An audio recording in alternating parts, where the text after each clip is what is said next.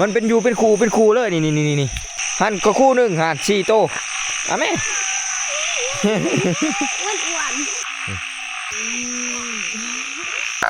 พี่เตอึ่งเผาตัวใหญ่เนาะอ๋อตัว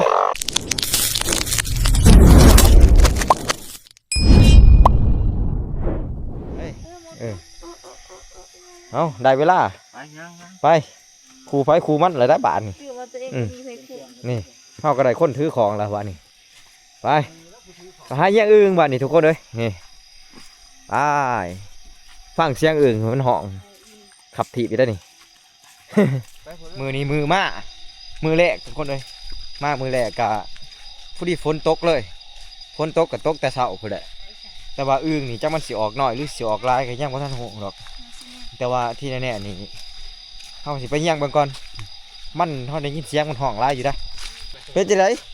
อึ่งบ่มีนะอึ่งบ่มีบ่ทันได้จักตู้บ่อึ่งเผาหน่อยตัวนึงวายโอ้ยหมู่ผู้ไปก่อนยังบ่ได้เว้ยเฮาสิได้อยู่บ่ล่ะเนี่ยอันนี้เอ้าเนี่ยได้กันเนี่ยแล้วทุกคนสิไปหาเลาะย่างเบิ่งก่อนน้ำหมู่นี่ล่ะให้ตัวอึ่งว้าคุบอึ่งเขา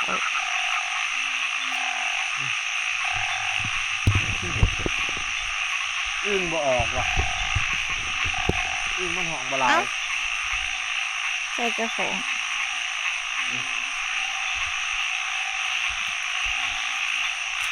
ไม่ต้องไฟฟ้าเลยได้อีละได้นี่ นี่เนี่ยโคบกันลงอยู่นี่เลยได้แล้วได้นี่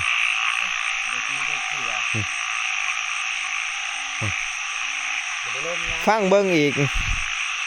มันฝนมันตกตั้งแต่นะพวกเราทุกคนอึ่งมันบ่ออกปานใดบ่มีดอกพิงโอ้ไปนี่ปูหินโอ้เห็ดอุปุอยู่ไม่ต่อยมาเลยหาเงี้ยงตามอันนี้แหละนี่มันโค้มกันมันบ่ได้ห้องหรอกมันโค้มกันบางทีนี่โค้มกันตัวบุตรโปดนี่ทุกคนไงปอตัวบกใหญ่มันเต็มกำเลยโอ้ในไข่ได้นี่เต็มท้องเลยนี่ไข่นี่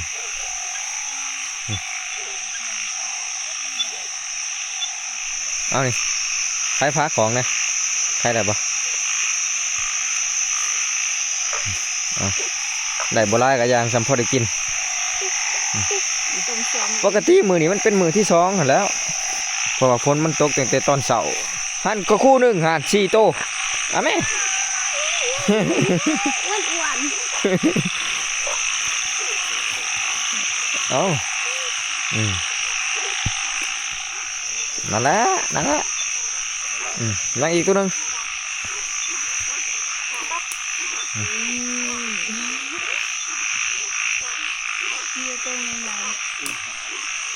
โอ้มันเป็นอยู่เป็นคูเลยนี่โอ้มันทังหมุงอยู่ ฝุ่นมุงมัน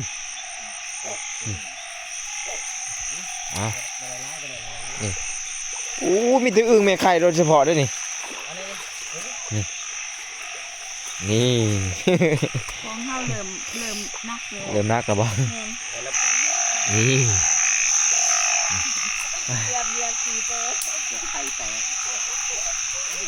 เอานี่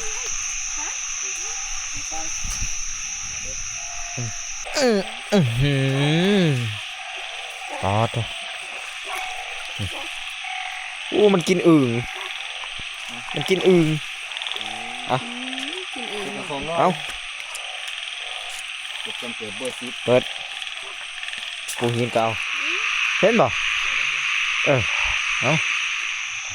พื้นบาเหี่ยพื้นเลยดูได้บ่เฮ้ย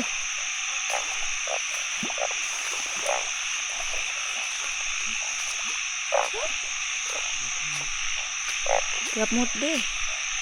เป็นไง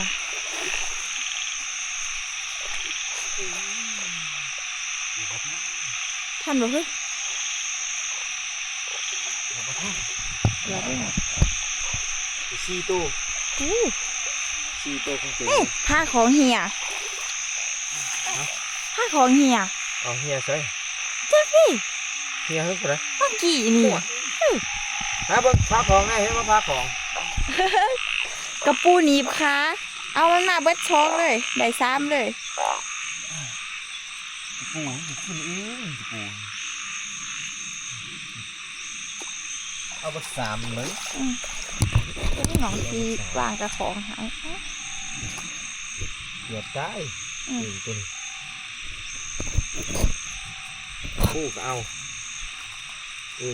กือบได้กับปูกิน เพิ่งเคยเห็นกระปูกินเอง เก็บเอาสีดึงไว้ เก็บเขาเก็บ นี่ตัวอ่อนนี่โอ้ยบื้อมันก็ลายเลย อืม นี่ว่าแต่มีเนี่ยใส่อยู่บ่ล่ะ ใส่ถุงน้ำปลานี่ มีทุกอย่างบ่ ทุ่งยางตัวนั้นตัวเขาหาย เอามาหนาเสียดายเขามาบ่ทันทุกคนเลยมันจนไข่ออกเลยผมมีแต่ไข่อื่นผมแก้มบดนี่หนาหนามนี่ฝนตกหัวมันตกตั้งแต่ตี 2 ตี 3พุ่นนะนี่โอ้วันนี้เขามาแย่งมือนี่แล้วมันบ่ทันมันก็เลยมันขึ้นเบิดแล้วมันไข่ออกแล้วมันขึ้นไปหมดอยู่ในขี้ดินเบิดทางหมุงทางยังที่เขาได้ยังเหลือตัวมันลงน้ำหลังสิชื่อดอกแต่ว่าก็สิแย่งเอาแหละแย่งน้ำมันนี่แหละอันเด็กยักษ์ใช่นี่ยาง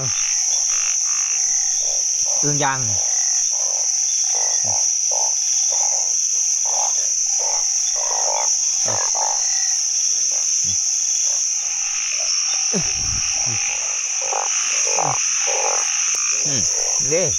โคมกันนี่ อ๋อทงเต็มกำปู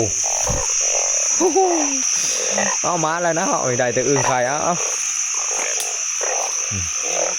นี่ ไปจับมันดีๆเด้อเจ้านั่นฮะ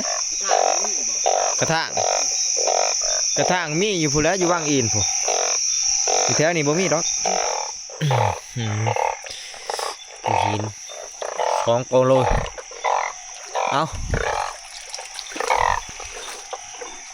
ใช้ฟ้าโอ้ปอโต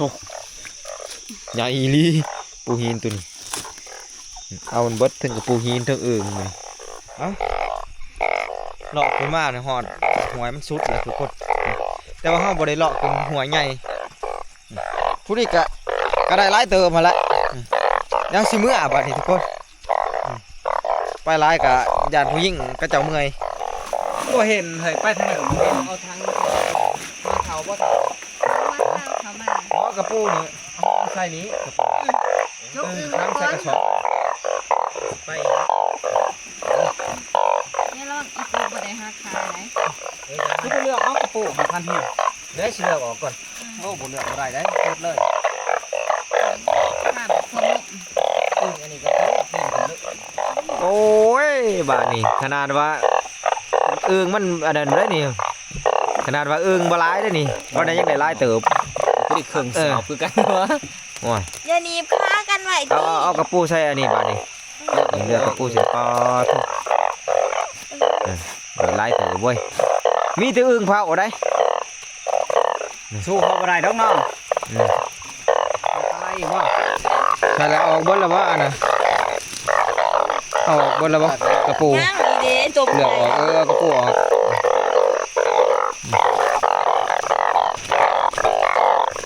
มีแต่เผาตัวใหญ่ๆเนาะ อ๋อดู ที่หอดปลาเบี้ยเราอยากกินปีก มันแย่น้ำล่มมันนี่นี่นี่ตัวใหญ่ ตัวนั้นกินด่างรู้สึกปัจเจกอย่างเล่นหมึกอุ่นโอ้ยนี่ไม่ได้ทางสอบเนาะ ๆเห็นไรเติบเบิ้งได้อยู่ประมาณ7-8 โลได้อยู่ ไหนนะ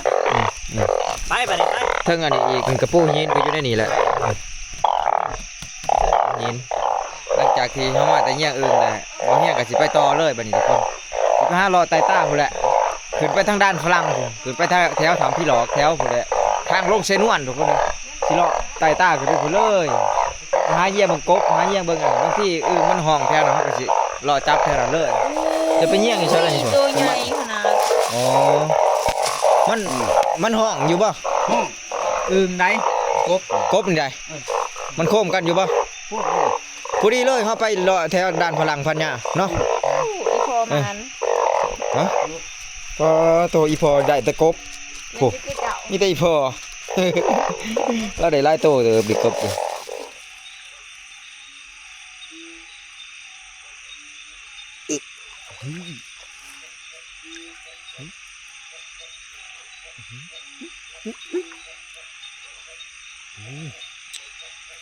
กบตัวใหญ่เลยทุกคน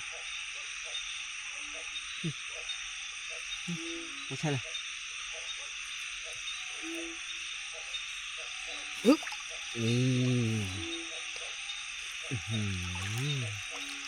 นี่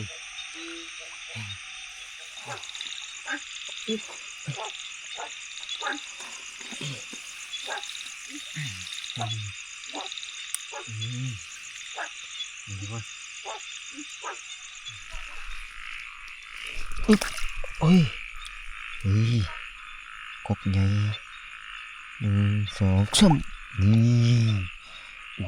ยเต็มกำเลยทุกคน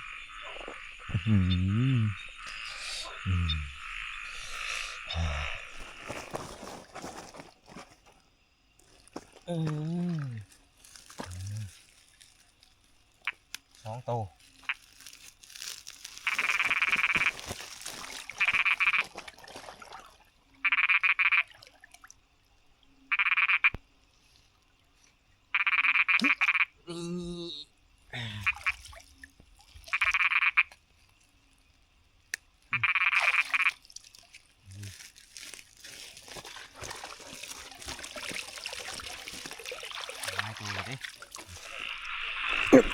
โอ้โหโคมกัน2 ตัวเลยเรียบร้อยนี่เห็นเมื่อไรมันห้องอยู่ๆอยู่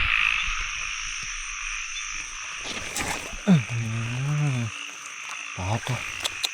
ก็ตัวใหญ่ดีทุกคนเต็มกำเลยใครเต็มท้องแล้วเนี่ย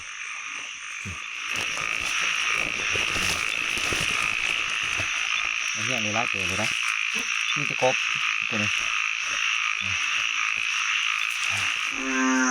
ห้องขักห้องแน่เถอะจนแหบบดหูเมื่อจ้ะอะไรบ่ มานบ่ โอ้ธรรมดาได้เพื่อน อึ่งนี่ครูคอยบ่ได้แล้วอึ่ง จะได้จักโตอึ่งกบตัวนี้ใหญ่ดีเนาะ โต ผ่านยากก็ได้ไล่เติบเนาะนี่ตอนนี้เวลาเที่ยงคืนสิเขาตี 1ทุกคนถ้าสิเลาะกลับมันทำอิดว่าสิไปหาเลาะไต่ตาเลย แต่ว่ามันเดือนแจ้งทุกคนเลยเดือนแจ้งแล้วพอดีมันบ่เหมาะแก่การไต่ตาสิเมื่อมันทุกคนกบกะได้หลายเติบกบก็ได้ทั้งผ่านยากแล้วก็ทั้งบ่เฮียงเอาเมื่อกับพวกนี้สมทบกับหมู่มันทั้งอึ่งทั้งหยังแน่มื้อนี้สิได้หลายเติบอยู่ดอกเรียบร้อยยังเหลือตัวเดียวตอดปอดนี่ไปเบิดเลย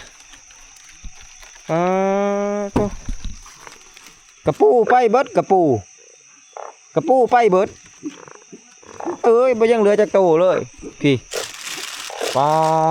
โตกระปูได้บักลายโตทุกคนเลย ฟ้าก็ของเฮียโอ้ใช้มันไต่ไปเบิดแล้วนี่พูดลงน้ำแต่พุดแต่พื้นเลยมันนี่เท่าเบิดเลยเนี่ยกระปูบ้าได้บักลายมันไปสัมทุกคนนี่เลยกระปู2-3โตเห็นมันขักบาดนี่แต่เทินว่ากระปูมันไปเบิดเลยกระปูก็ได้บักลายมันได้อยู่ประมาณ20โตนี่แหละเอากบใส่สินะโอ้หาสิได้ทุกคนเลยเดี๋ยวนับบังก่อน 4แล้ว ชี้แล้วบ่เอา โอ้ตกใจ มีแต่กบมีแต่ตัวใหญ่เลยโอ้43 44 45 46 47 48โอ้48โตโอ้ถ้ามันมาไปก็ได้แล้ว50พอดี 50พอดีมันไป2นะใช่แหละ มันไป ขัดไว้เด้อมันดูดออก มันไปน้ำแน่ทุกคนรวมทั้งเบิดน่ะแม่นโห48โตนี่ไป2ถ้าแม่นก็ได้50โตพอดีเลยทุกคนมีแต่กบทั้งนั้นเลยทวิตก็เอากระปูใส่แต่ว่ากระปูออกไปเบิด 12โต๊ะ เอาขาดใบอีกได้ทำไมกบไปออกนี่ใต้แล้วจำจกกดเต้งมาดมแล้วไปเลาะหิ้วนอนไปขึ้นเลยอันนี้ก็สอบอึ่งเอามันป้าไว้จะสิแหละนี่อึ่งนี่ก็ได้ร้ายเติบได้นี่น่าสิได้ร้ายกว่ากบอยู่สิได้อยู่ประมาณวาง60โตหรือว่าประมาณ70โตประมาณนี้แหละอึ่งนี่มีแต่อึ่งเผาได้ทุกคนเลยนี่รวมกันทั้งกบทั้งยังกะก็ถือว่าได้ร้ายเติบในค่ำคืนมื้อนี้ไปเยี่ยงมาแต่ว่าหนาเสียดายอะไรทุกคนเลยเฮามาบ่ทันฝนมันตกก่อนหนานี่อีกมันตกก่อนแหละพอดีอึ่งน่ะมันออกตั้งแต่มื้อก่อนพุ่นแหละมันออกแต่มื้อก่อนพอดีเฮามาเยี่ยงมื้อนี้มันก็ได้บ่หลายบ่คือปีกายนี่ทุกคนเลยปีกายนี่เฮามาทันเฮาได้หลายปีกายนี่ปีนี้รู้สึกเสียใจนะจังหน่อยมาบ่ทันแต่ก็ยังถือว่าได้หลายเติบอึ่งนี่ก็ได้ยังพอได้จับอยู่ทุกคนเลยเอามีแต่ว่าล่อถ่าให้มันแจ้งพุ่นแหละสว่างมื้อเช้าพุ่นแหละจังซี่พากันเฮ็ดอยู่ครัวกินหยังต่างๆตอนนี้ก็บ่เฮียก็สิขอตัวไปนอนพักผ่อนก่อนทุกคนไปหาอาบน้ำอาบในซุ่มผู้หญิงเพิ่นก็นอนเบิดเลยอีพ่อก็นอนเลยเที่ยงมื้อเช้าพุ่นแหละจังว่ากันใหม่ทุกคน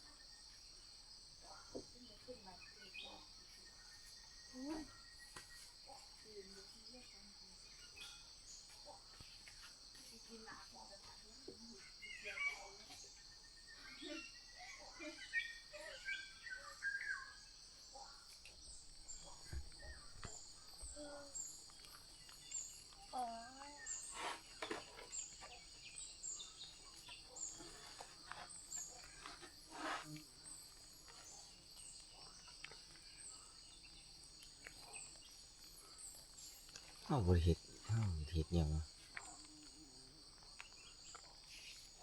อันดีฮะ อึ่งก็ไปปูก็ไปกบก็ไป เห็นป่ะอันนะทั้งลุมยับลงอีก ใช่ อันนั้นทั้งลุมเสียแล้ว มาเสีย ใช่บ่เห็นเลย คุด เอามือโจ๊กมันก็อ่อนบวกลบ โอ้ย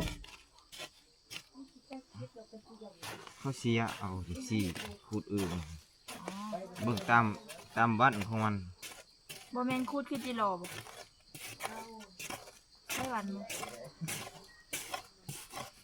ก็เป็นวัดลงไปเลยขุด ลงไป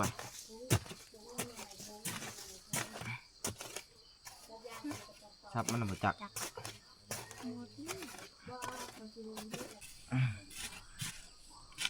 เถิงแล้วบ่คืออยู่ลึกแท้ นี่ ใส่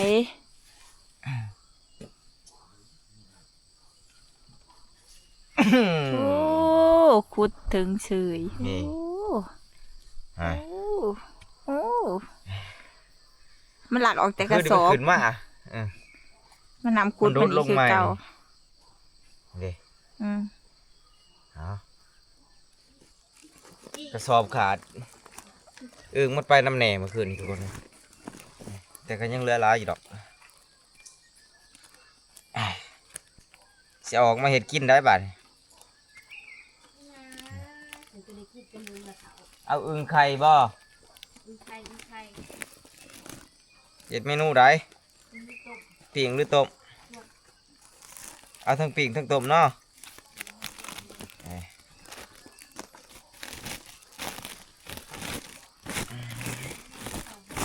โอ้ยนี่ดิ ตึงคักตึงแหน่โหได้เห็นแต่หน้า ว้า แหว เถอะมันแมนอยู่บ่อึ่งอันนี้นี่เอานี่แหละอึ่งเขาเยียงมาเมื่อคืนนี้ได้มาลายเติบมันไปน้ำแน่ทุกคนเลยกระสอบขาด ว่าแม่นเจ้าหลักปล่อยมันไป กิน บ่ ได้ เฮ้ย ตลอดตัวนี้ หืมว่าแม่นเจ้าหลักปล่อยอื่นข่อยไปบ่มันลงเรือติอุ้ยอันนี้ เอาที่ละเลือกเอาตัวนี้เนอนนอนนะ เอาตัวไข่ๆมาหอนเพื่อนเพื่อมันเสียนะ ชุดยังมีแต่อึ่งไข่ทั้งนั้นเลยเขาได้ นี่อีหยังคือเป็นผงอยู่มันตายและบ่น เอานี่ตัวนี้มันจะติดตัว มาปล่อยสิเพื่อนนี่ไข่ด้วยดิ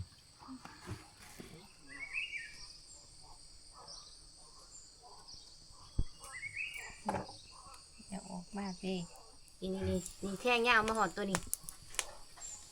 แท่งลูกผืนโอ้ย หอ โอ้ย อันนี้ โอ้คักเนาะ กิน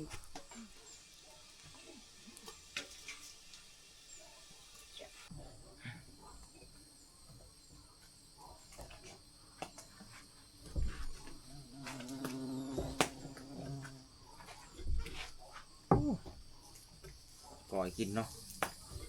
ครับขนาดนี้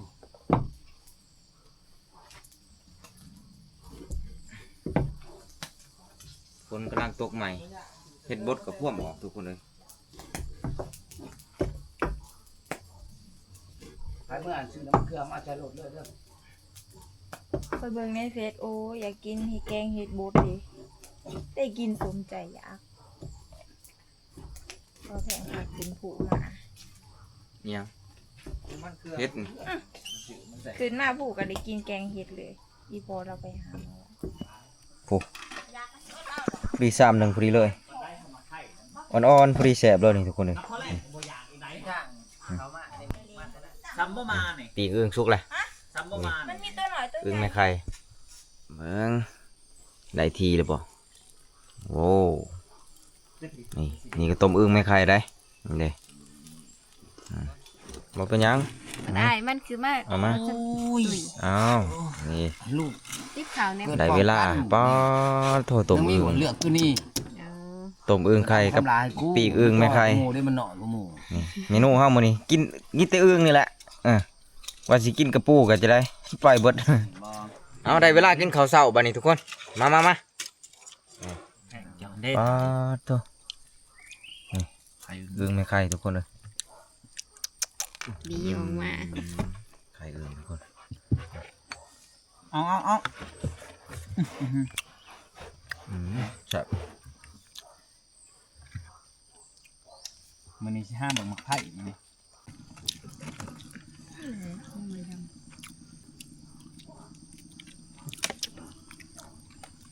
เข้าหรือเปล่านะฮะ พอเช้าไว้เหรอคนเฒ่ากินข้าวน้อยเดียว แต่ไข่มันบางที เรากินไข่มันเบิดตัวหนึ่ง โตงาม กินได้ไป มันดัดเลยแน่ โด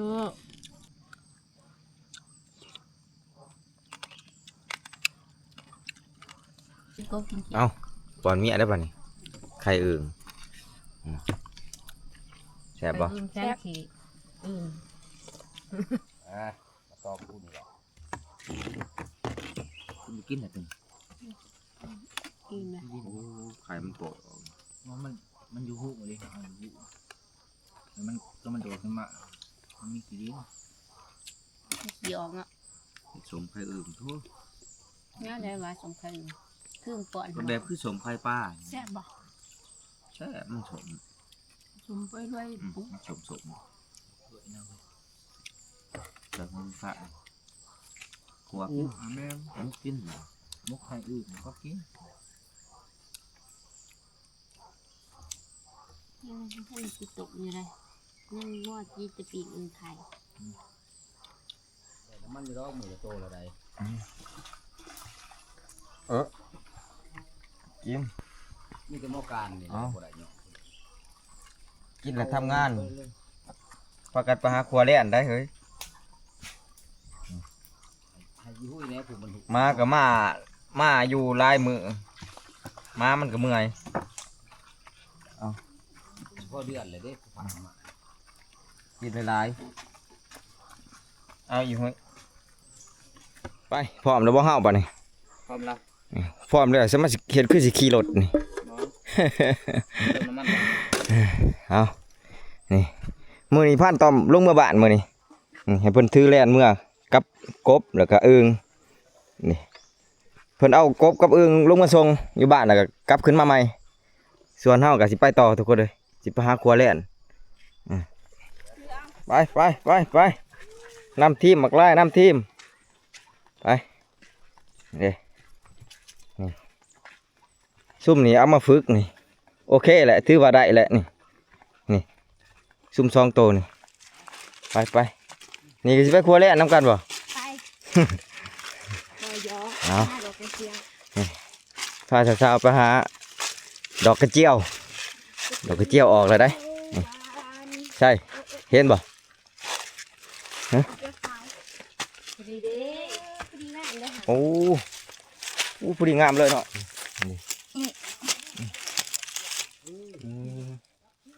เอาไปโอ้ไปเบิ่งนู่นน่ะมันมีหลาย ดีงามนี่ พอดี ดู นี่พอดีงามเลยนี่ทุกคนเลยนี่โอ้คล้ายๆดอกกุหลาบเนาะเอาปลูกกุหลาบนี้ไว้เพื่อเธอ ขอบคุณค่ะที่รัก นี่กระดอกหนึ่งโอ้นี่แต่ว่ามันจากบ้านแน่อะไรได้นี่ นี่นะกำลังสิปง แม่นบอกนี่ นี่เอาอะไร เอา เฮ้ยปีขึ้นมันบางใหญ่หนึ่ง ให้ได้ดอกหนึ่งแม่นบอกให้ได้ข้าก็มาจังหาเด้อนี่ข้าเลาะทั่วบนรถแถวนู่นแถวนี้ผมไปหาอยู่ฟังเบื้องก่อนไปดอกกระเจียวออกลายเลยหลังจากที่เข้าทรงพวกสาวๆไหวป่าดอกกระเจียวแล้วก็บ่เฮียงกับทีมงานก็สิไปหาเลาะครัวแล่นต่อเลยทุกคนเลยแต่ว่าบ่เฮียงสิจบคลิปนี้ไว้ซ้ำนี้ก่อนที่เพื่อจะได้ก็ฝาก FC ไปติดตามมาเบิ่งกันส้มคลิปวิดีโอหน้าหรือว่า EP หน้าทุกคนตอนไปครัวแล่นนะนี่ตอนนี้เรากำลังเดินทางไปทุกคนเลยบ๊ายบายทุกคนสำหรับมื้อนี้